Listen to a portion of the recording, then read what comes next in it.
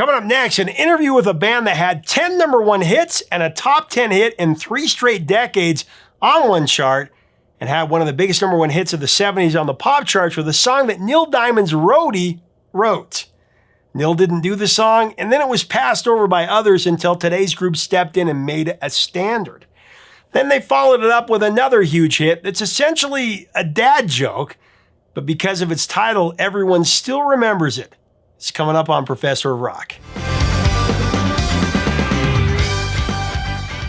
Hey, music junkies, Professor of Rock, always here to celebrate the greatest artists and the greatest songs of all time.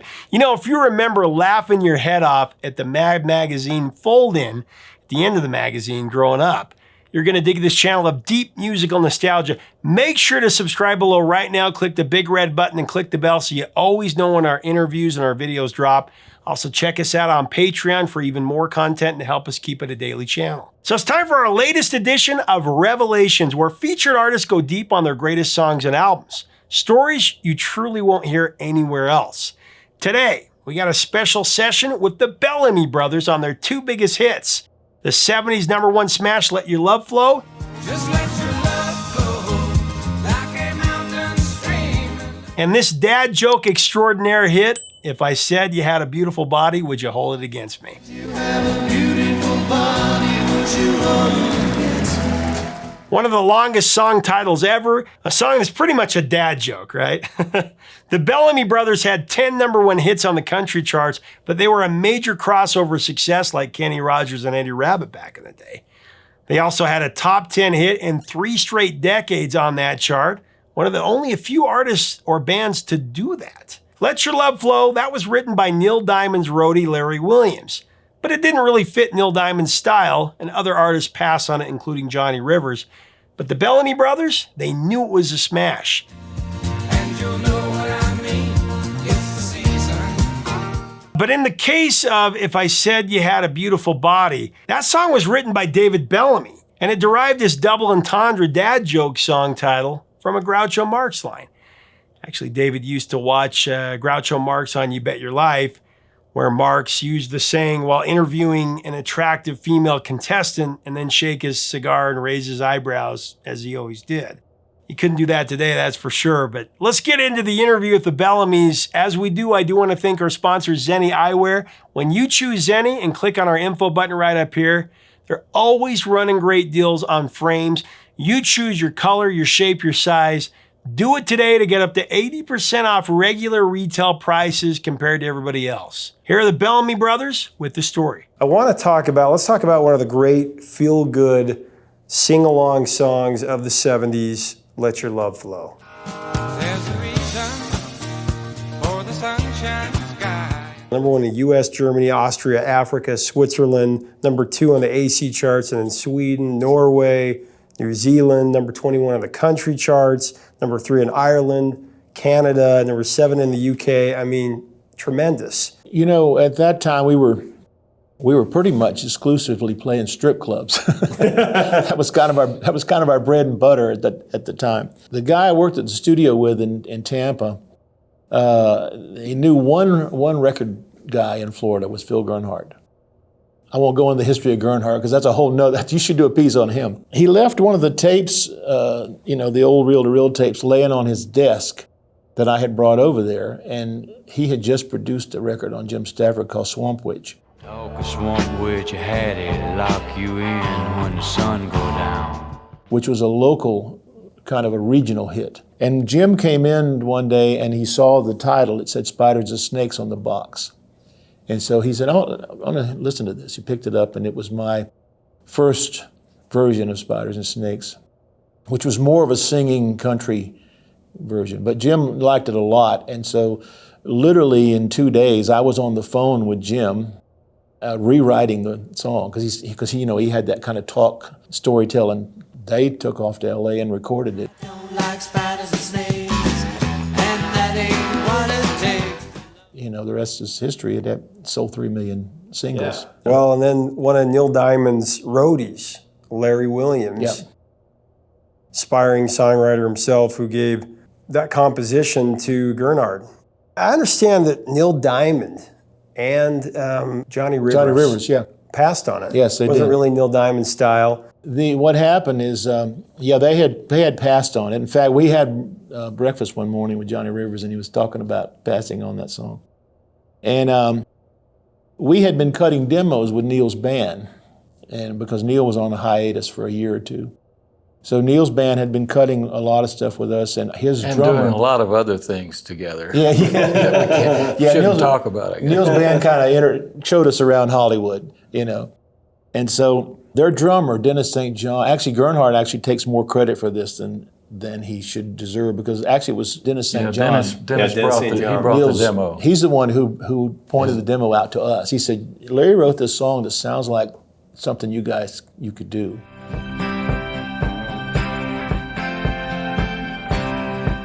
I called Howard, and I did sing the first version of it, but it was because they had him on the road and wouldn't let him come to the session. He came back and sang lead on the song that I put the... With a fever of 100, right at 103 in the flu.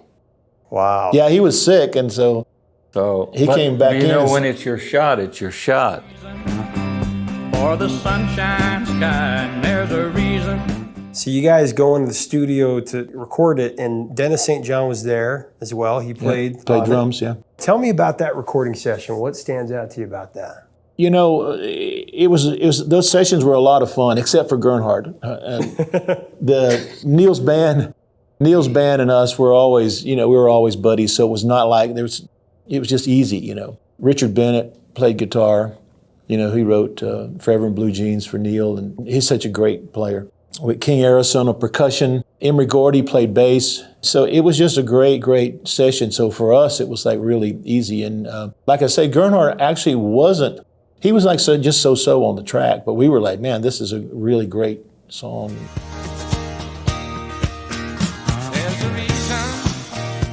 Well, such a beautiful song. I mean, every time I hear it, I've heard it 1,000 times, and it's just such a feel-good song. Yeah, Instead of sing-along song. I mean, every time, Yeah. a couple days ago, I said, I'm going to be interviewing the Bellamy Brothers for a friend of mine. He's like, he immediately, he's right into it. So let that wonder take you into space. I mean, it's just, you can feel the joy in the singing between you guys in that song. Just let your love flow like a mountain stream. One of those, they're really hard to come by. Yeah, and it's still, the thing that amazes me is it still works, when we sort of pop out of the stage on an elevator and with the van vamping on the beginning of Let Your Love Flow, and people are there's already 15,000 people up clapping.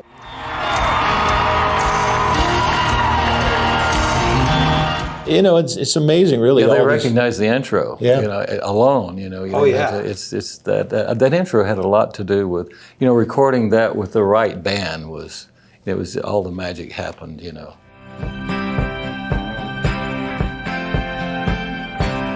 Well, I understand on the last day of the session, a secretary handed a track or something to Gernhardt, and it was a R&B version, Gene Cotton. Yes.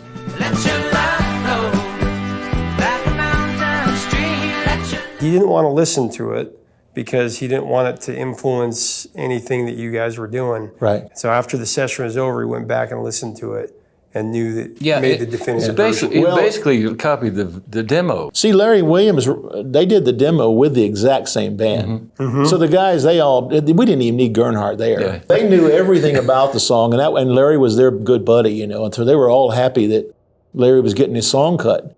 And so, it was a pretty festive occasion, really. The harmonies on the song.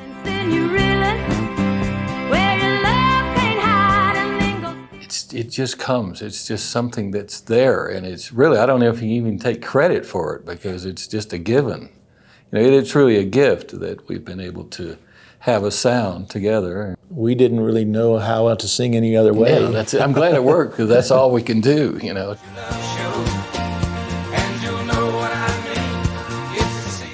The other thing that happened on that is that we were sitting around the house, and they called us up and said, "Hey, we got to put a video together." Penelope Spheres, Jimmy Spheres' sister, did that thing, one of her first projects. And so they got Penelope out with one camera, and we did it this way, and then she moved the camera, and we did it that way, and And then the thing broke in Europe. It was going crazy. In Europe, about the time it hit the charts here, it already broke in Holland. Just let your love flow like a mountain stream. It's a really smart thing for them to do, because that Yeah, really started what has become you guys as international. I mean, you're just Exactly. as big outside of the U.S. as you are here. And sometimes you cringe these days when you look back at those because you're always out of sync with the. You're never in sync. Into space and lay you under. It's lovely. But they played that old video on Top of the Pops and everywhere, all over. So when we got to Europe on the first trip, everybody already knew us. You know what I mean? It's the season. Well, I read somewhere that Gernhardt received a letter from like a church council praising the song for its religious aspect, and in his mind he was thinking, I thought it was more about sensual love or whatever, but he's like, oh, everybody has their own interpretation, right? Yeah, well, he drank Jack Daniels and had this golden quaalude around his neck. that was Gernhardt. That's true. Yeah. It was a 714 Roar quaalude. Yeah, And- it was quite a character. But that song was. I mean, we heard it in the discos in Germany. We heard it at church. And we've sang it in all those places as well, and it's always kind of fit in. So that's a good thing. That's Mark of a great song. Mark of a is great when song, everybody can connect to it in their own way. Yep. In the 20th century, you guys probably knew this, but it was number 68. One of the most played songs ever. 2008 to 2009, it actually re-entered the charts in the UK because of the Barclay card commercial. right. There's a reason. And the covers since then, I mean, Loretta Lynn and Conway Twitty. With the smallest of dreams and let your love show. Ray Charles did a version. Let your love fly like a bird on a wing. Yeah, we love their version and the Ray Charles version, like Joan Baez. Joan Baez, yeah. Let your love flow like a mountain stream, and let your love. German language version that went to number 1 for 6 weeks. Oh, it's massive.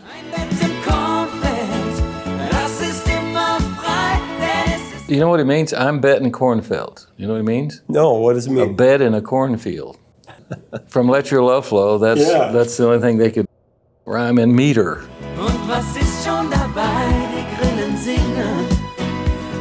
It was a number 1 hit as well. Oh, yeah. Between our version and his version, that song was number 1 pretty much the whole summer. Because you did another version with, am I saying this right, DJ Otzi? G.J. Utzi.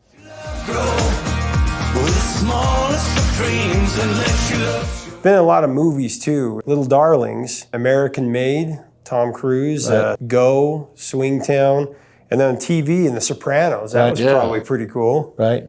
And the Bada Bing. I think there's a version in Breaking Bad as well, in one of the early versions of it. Yeah, and that 70s show and The Leftovers. And I mean, the song has it's just been everywhere and it continues. And I know 1,000 years from now, somebody will hear it and sing along to it. It was just the mark of a great song and the way you guys perform it. I mean, it's just, you guys have written your own stuff. And so it's kind of strange when your first song is one that somebody else has written, but really it's the Bellamy Brothers.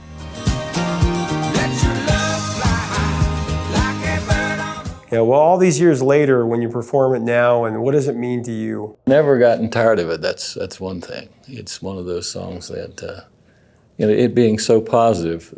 The world's always needed positive music, or a positive song. To go out in front of the huge crowds and it to be such an old song, to still watch the crowds just freak out, it freaks us. Like, you forget how magical it was, and I mean, not that we don't see it constantly. And when you're in front of a new crowd every night, they don't allow it to get old, because their reaction gets you all jacked up again. Yeah. So, yeah, it's been a great song to live with.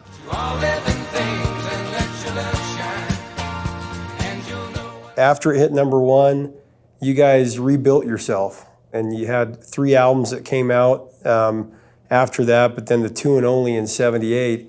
You made this comeback with your iconic country number 1 song, and also crossed over If I said you had a beautiful body, would you hold it against me? I said you have a beautiful body, would you hold it again? After Let Your Love Flow, we had a big problem, especially in America, because we had no rapport with the label. We had nothing at all.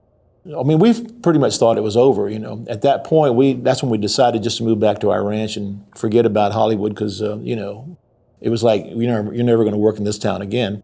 Conway decided to take us out, mainly because we had the best PA. Yeah. Because We had the only PA in country music. at that time, you know, most of the country, like we heard Merle Haggard sing through a horn on a post at Or a the ceiling fair. speakers. I mean, know. literally, that's the way country used to be. But we went to the bank and actually borrowed money because we wanted to have the best production in, you know. We were broke. We sounded great.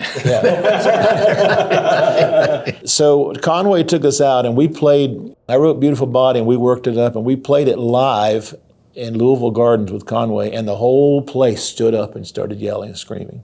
So we said, this got to, you know, and we come off stage and Conway said, boys, I think that's a hit. So we went out to the label and So they weren't happy with us yeah. anyway.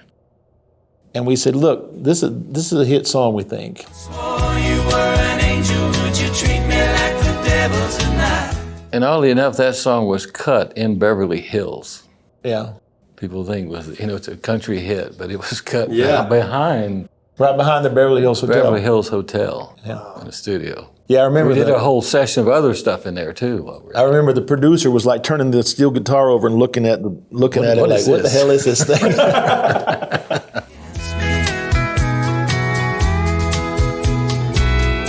I want to talk a little bit about the writing of it. When we were still living in the basement of Jim Stafford's house over in Hollywood there, we lived in that basement with Gallagher when he was inventing the Sledge-O-Matic. Cheeseburger to go! So you can imagine how calm of a lifestyle that was. Every night they'd have the reruns of Groucho Marx on, you know, and I love Marx Brothers, so we would watch that every night. And I saw him one night say that, and I said, man, that would make a really good song title. You have a beautiful body, would you hold it against me? I approached it like if you wrote it like a real love song with the novel title as Yeah. opposed to just a novelty song. I was dying of thirst, would you flow in love, come quench? You know, when we talked them into cutting it, once they released it, it just zoomed to the top of the charts. It was Record of the Year in England. So, You got nominated for a Grammy Yeah. as well for that, and 3 weeks at number one on the chart. I think it was the second or third biggest country hit of that year. But longest title in UK chart history. And country music was changing, and you guys, along with Kenny Rogers and later Eddie Rabbitt and some of these, really had that crossover appeal. I could ask a lot of crazy questions. Earned his first success though in Northern Ireland. we were bastard children of the label. You know, because we'd have hits, and our label would be like, well, you know, that did all right, but you know, go cut something else and let's see what that. But they sent this thing over to the UK, and the UK hated everything with a steel guitar on it. They didn't want nothing to do because you know they had Let Your Love Flow had been a really solid pop record. So when they heard steel on this, they were like, oh no, we don't like that.